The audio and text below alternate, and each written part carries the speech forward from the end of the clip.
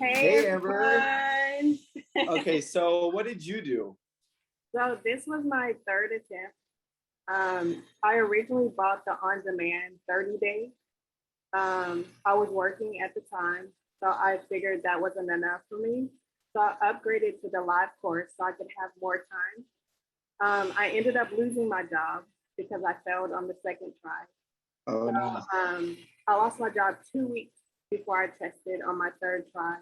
So I took that 2 weeks to really just buckle down. I found my favorite coffee shop and I treated it as if I was going to work every day. Got up at 6:30 every day, went to that coffee shop, listened to the videos and reviewed my notes and did practice questions. Um, and 145 an hour. There you go. Third attempt, 145 an hour. I tell people this all the time. I'm like, look, if you've got a job coming up and your job is telling you, hey, like we'll hire you contingent upon you passing, and you don't feel ready. I always say go and talk to your job and say, hey, look, you know what? I'm almost done with the course or wherever I'm at, and I just need a little bit of an extension. More times than not, they're very willing because you're being honest with them as opposed to feeling pressured. So a piece of advice for those of you that are feeling pressured by the job, talk to them. Talk to them and say, hey, look, you know what, maybe a couple of weeks you may, because ultimately, and be honest with them, right? Like as a boss, I appreciate honesty and being in the medical field, we like that straightforward. And we're like, hey, you know what?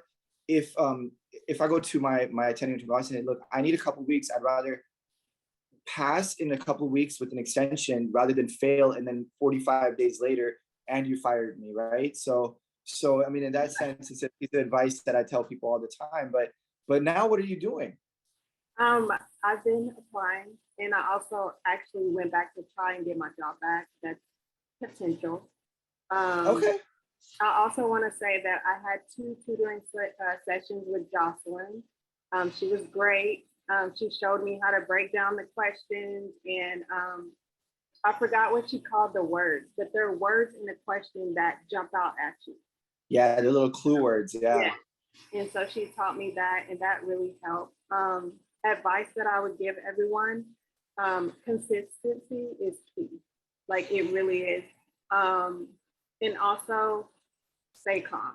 I know that's easier said than done, but my first two times I was so anxious. And if you're anxious, you can't think. Like you really cannot think.